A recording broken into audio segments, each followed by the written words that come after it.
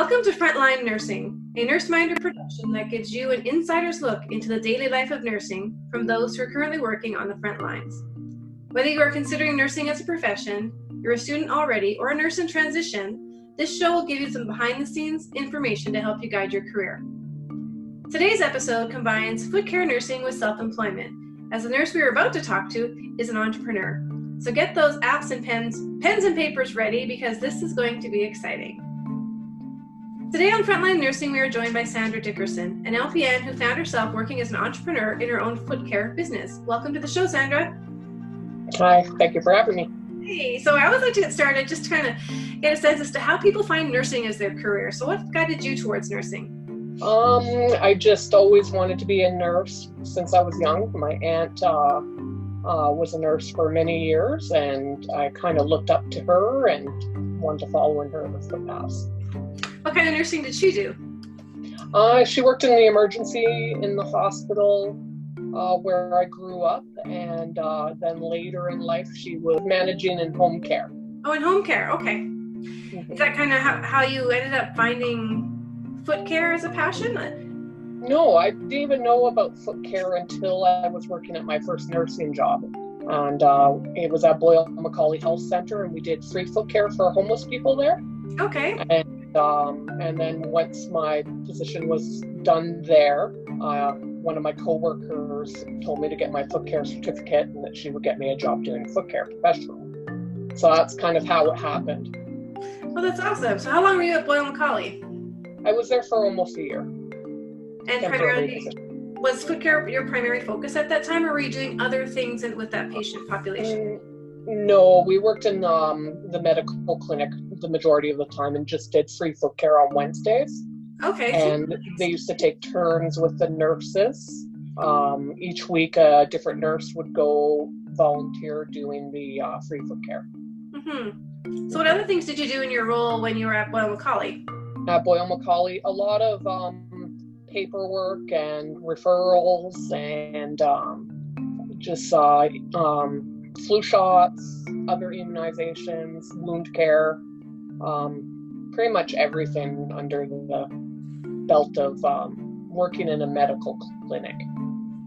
And were these more appointments or kind of drop-in, or were you out on the street doing outreach for those pieces? There was outreach stuff, but my position wasn't outreach. It was mostly booked appointments. They also had some walk-in appointments during the day as well.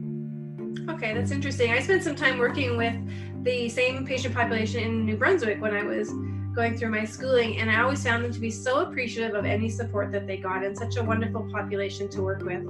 Yeah, it is. Yeah, did you find the same?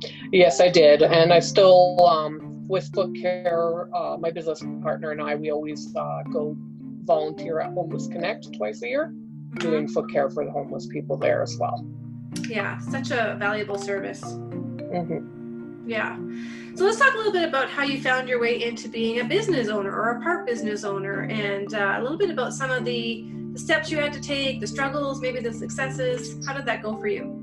Okay, so again, another thing that just fell in our lap. The business that I was working for, St. Elizabeth, just all of a sudden decided that they were going to close their home care agency. So that left many clients without foot care. So we just decided to take over the client list and start our own business. I was just having surgery when we first started out, and I was on a 6-week recovery period. So the majority of my recovery was getting ready into the business, doing all the paperwork, going to the government and getting all the things that you need in order, and going to meetings and making phone calls and everything like that.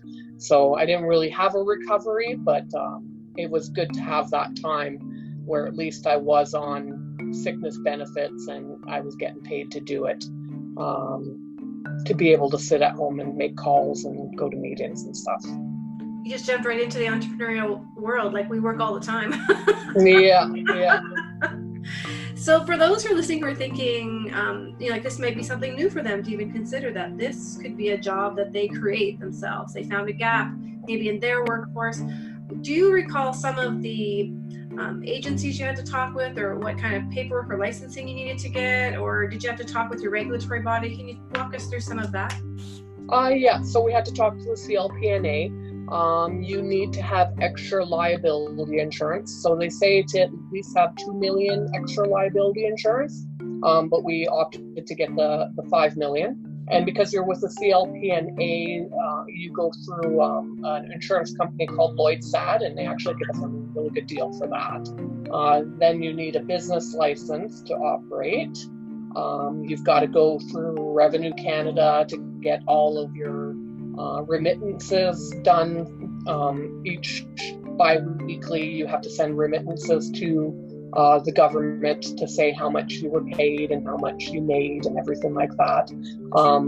We're kind of lucky, whereas my mom is our bookkeeper and she does our payroll through Ceridian. So Ceridian does all that work for us. Oh, that's awesome.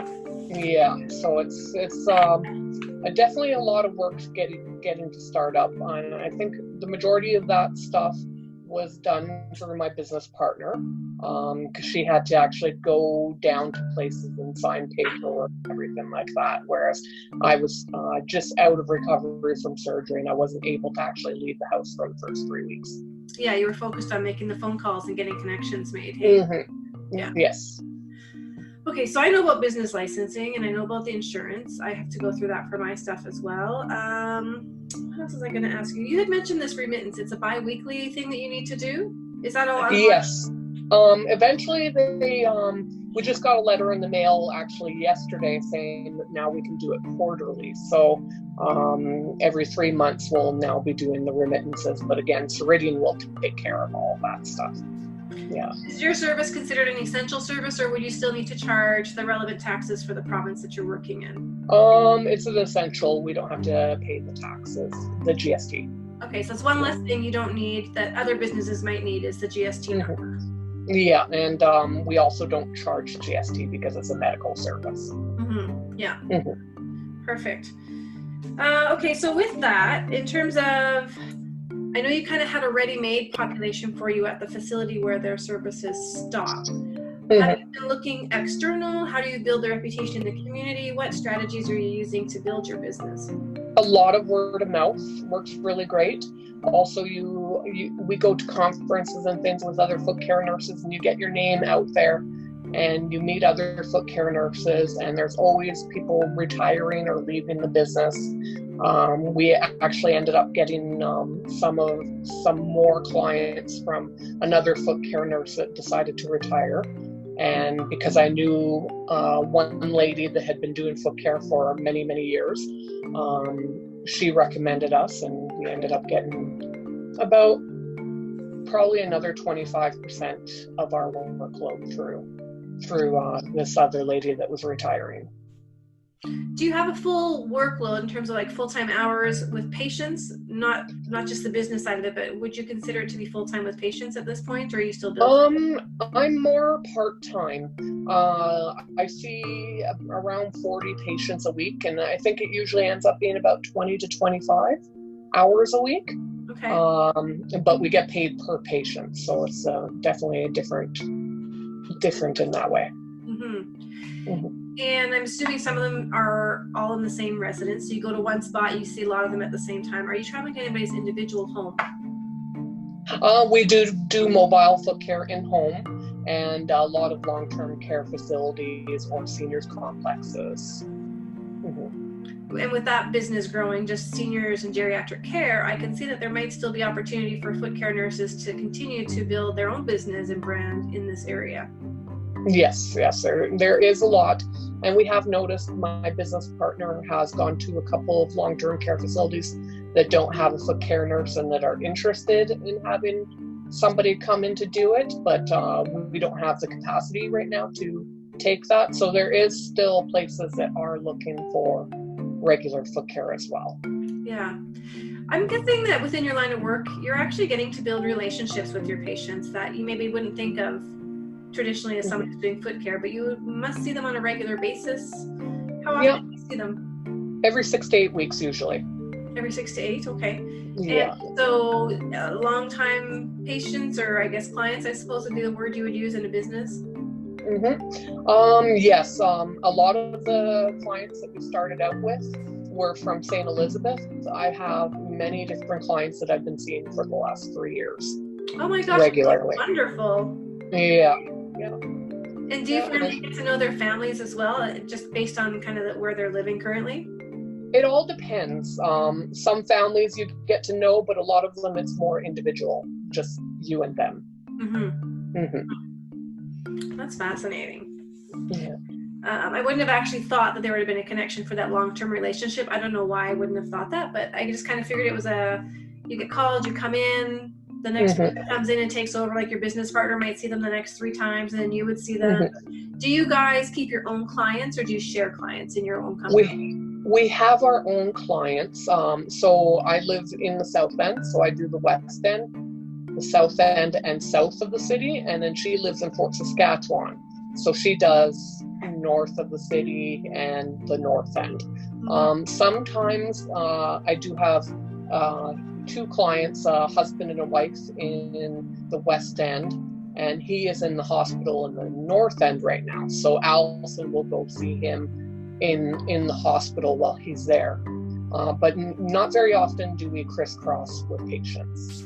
Okay, so that's interesting. I wouldn't have thought about the acute side of it too. What happens when your patient is actually needing more acute services? So the family, I suppose, is the one that would contact you to maintain that service?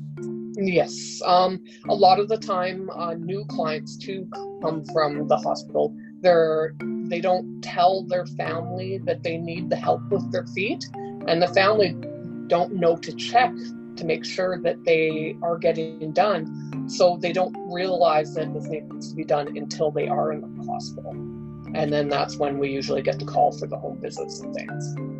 So do you have a relationship then with hospital social workers, or is there a system that they can refer to you? How does that work? Well, we don't really have too much of in place at the hospitals, except for in Fort Saskatchewan where Allison is. Actually, the main Footcare place in the area, they have the contracts with the companies, but sometimes private clients want another company to come in. So we don't have contracts with the hospitals in the city, but sometimes we do go in to see a client privately. Okay. So we don't have anything to do in the hospitals, anything to do with any of the other employees in the hospital or social workers or anything. But at the long-term care facilities we go to, we do have the social workers, the occupational therapists, the unit clerks, the RNs, everything. Work together with them. Yeah. What would you say is, I mean, obviously this is a business of opportunity, and I'm getting some passion in there too, that this is something that you've really kind of fallen in love with at the same time. So what is it you're helping prevent by doing foot care for patients? A lot of it is preventing a lot of diabetic patients and preventing wound ulcers. You go in there, and a lot of diabetics, they don't have feeling in their feet, and they'll end up with calluses or wounds, and you just can go in there and help prevent that. We've had clients too that have been, you see something wrong with their foot and you say, there's something wrong, you've got to go get that checked out. I actually had a client that turned out to have cellulitis, and they had no idea until I wasn't there.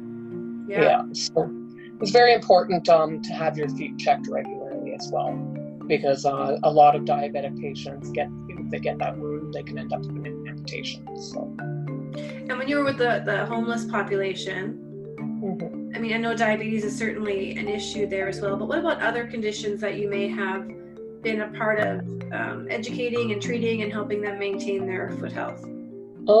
So diabetes was the number one. We also had a lot of people with hepatitis C and HIV and things like that. And again, it's the same thing, very important to check. Another thing that we had a lot of in the homeless population was going into the cold and freezing extremities, losing fingers and toes, and there were people that have lost limbs because they've passed out in the snow and froze their limb. So a lot of teaching about trying to keep warm and all about the different resources that there are downtown for the homeless people. In terms of their feet specifically, did you see anything like fungal infections and things like that you were giving education and treatment on? With the homeless people, a lot of it was wounds because they have improper footcare, improper footwear, and their shoes would be too tight or too loose, and they'll end up with really bad wounds on there. So that was the majority of that. With my clientele that I have now, there you can see quite a bit of nail fungus and athlete's foot and things like that. And we do a lot of education on teaching them how to prevent the spread of the fungus or how to keep the fungus away by preventing moisture in your feet.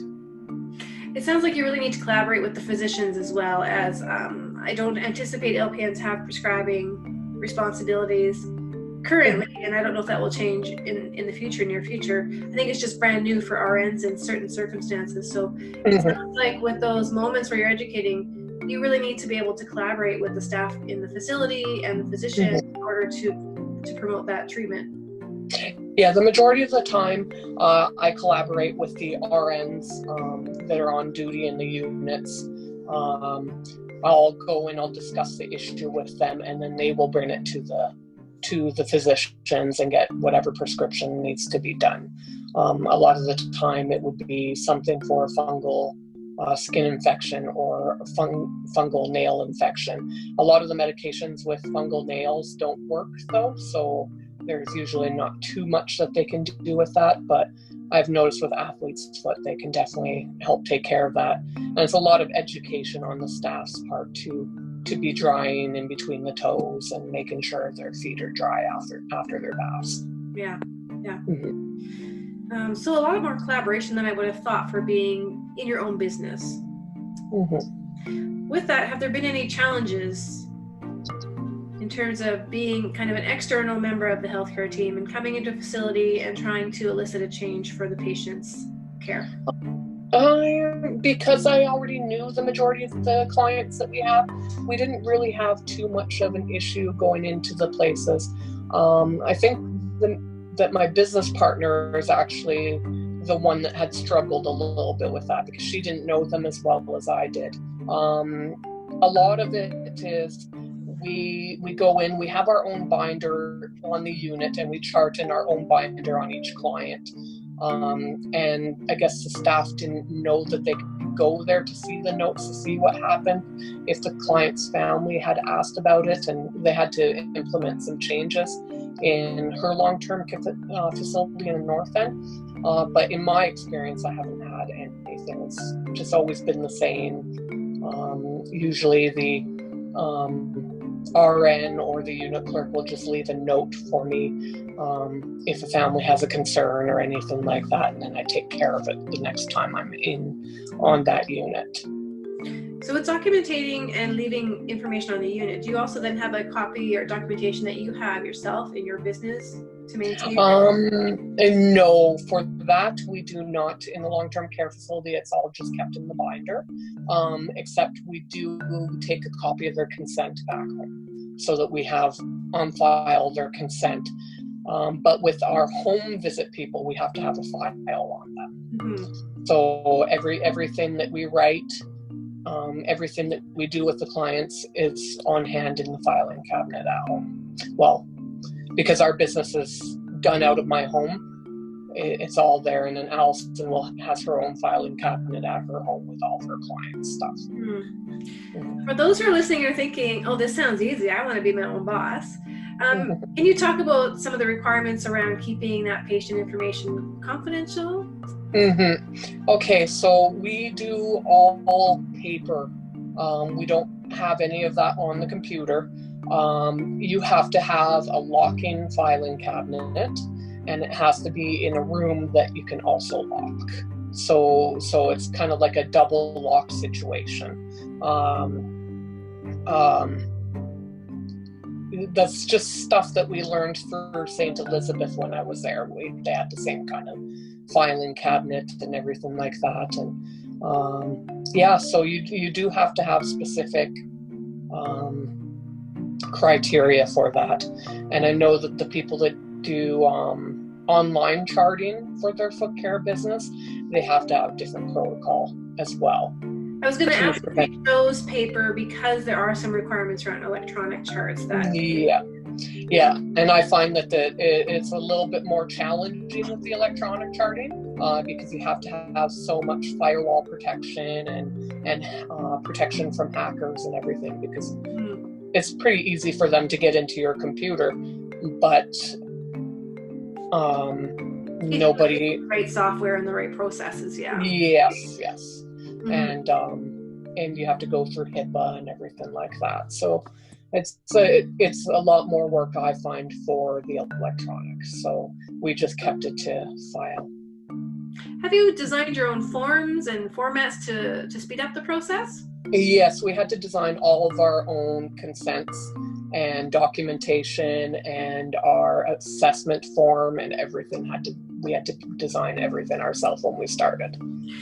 From an outsider, that sounds really exciting, right? But I know there's a lot of time that goes into those elements in making sure they meet the criteria. Did you also have to consult with any legal departments to make sure you learned anything? They recommend that you consult with a legal department, but because we took over from St. Elizabeth, I really did know what we had to do. So we haven't dealt with a lawyer at all with ours. Right, so their processes are already established. Yeah. Yes, and we didn't take the forms from St. Elizabeth, but we kind of kept it similar to what it was. But we did make our own documentation.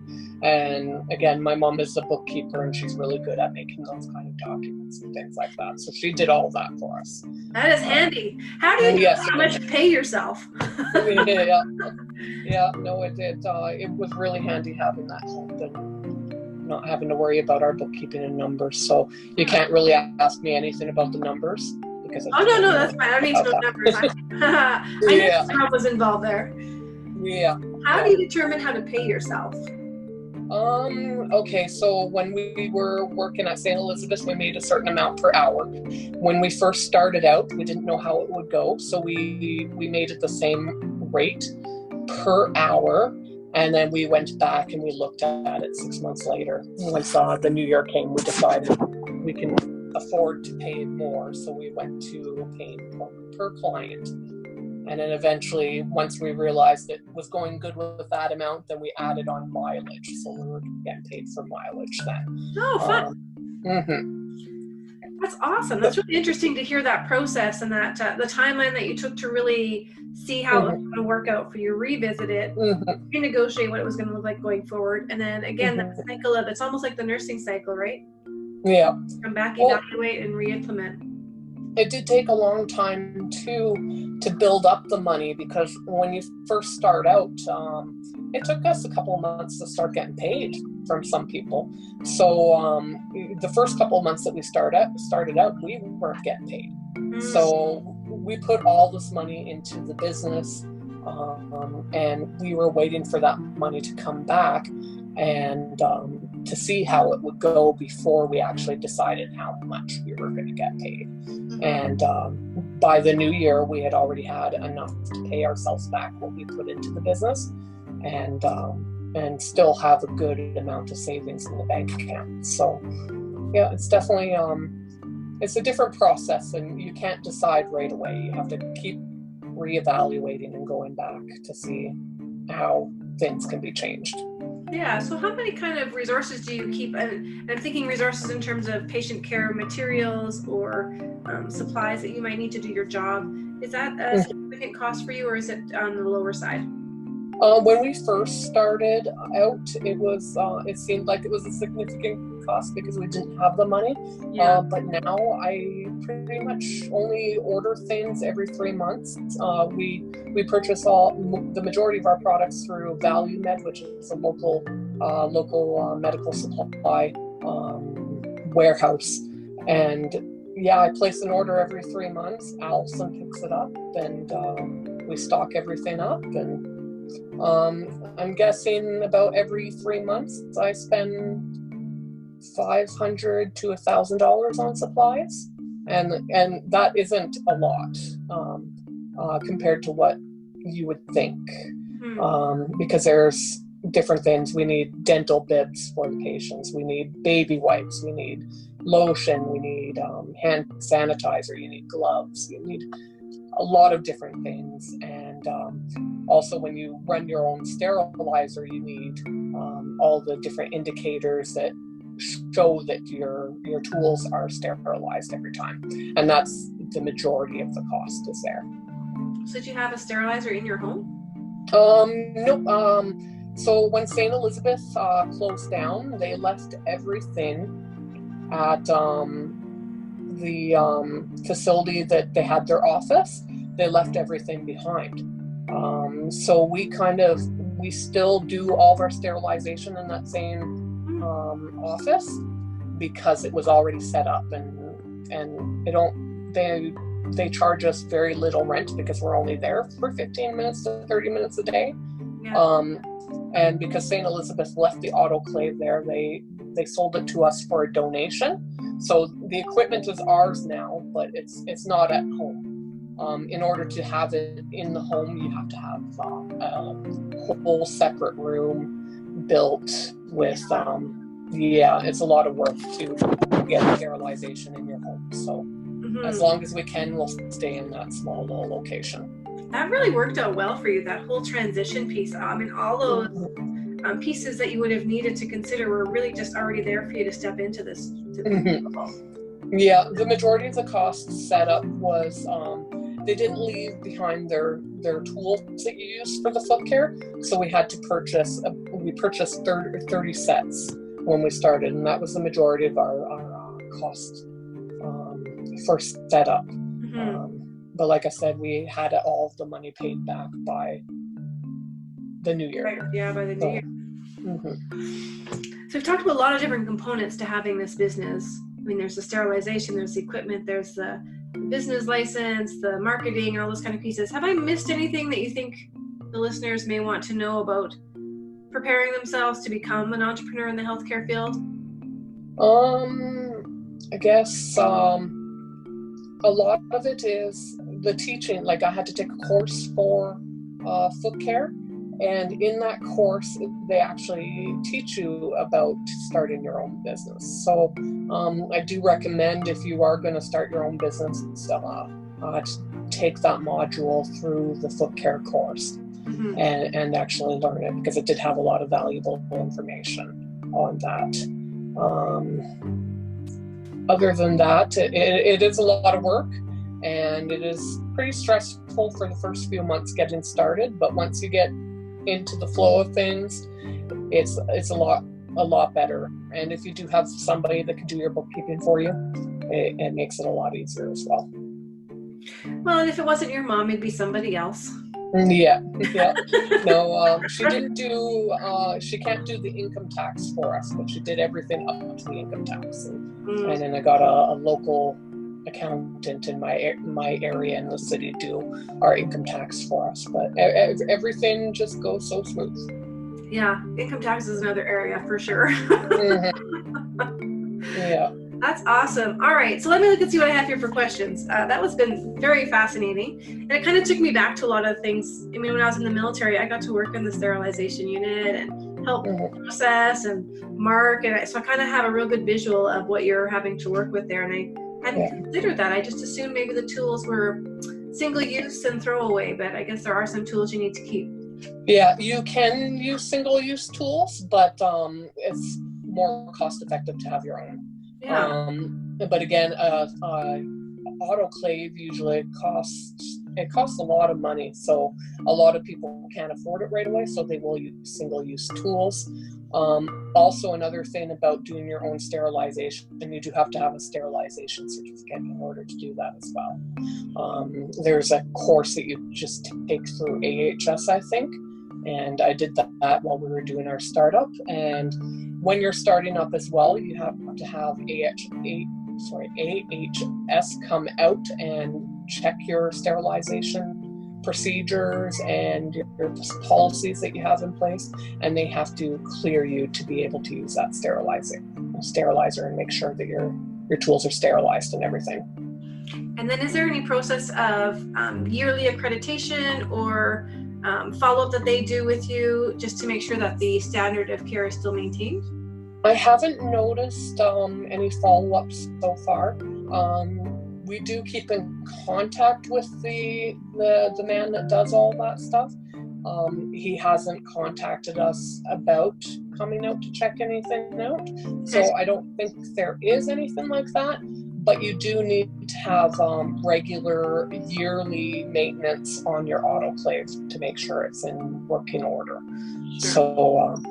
So it has to legally has to be checked out yearly. Yeah, that would make sense, because if something were to happen, they're going to trace it back, and they want to make sure all of the processes were parameters in the process. So there's a bit more paperwork for you than I would have anticipated. Yes, yeah, there is a lot of paperwork involved. Sure sounds like it. Yeah. Right. So can you tell us a little bit about your company? What is it called? Okay, so my business partner came up with the name Soulmates. So instead of SOUL, it's SOLE, Mates Footcare. It just worked because we were good friends, and I don't know, it just works with our colors too, because our business colors are red and white. That's very clever. Yeah. Yeah, it's very fitting. Yeah. So talk to me a little bit about how people pay for your services. Okay, so we get paid by cash or check, and then clients can submit to some of them. If they have a doctor's note, they can submit it to their medical insurance. Seniors have seniors benefits. They can get up to $25 back per treatment, up to $300 a year, I think it is. And then we have clients that get money back through Veterans Affairs. We have WCB clients that get covered through WCB. It all just depends. We don't do direct billing ourselves unless it's AISH. We do have some AISH clients, and we direct bill AISH, but the majority of it is the clients have to submit their own forms and everything to get the money back. They pay up front, you give them the receipt, and off they go. Yeah. Yes. Yeah. So if people want to get a hold of you, maybe they're listening today and they've got, hey, I think this would be a great service for my family member. Is there a way they can reach you? Do you have a website or just a phone number they can call?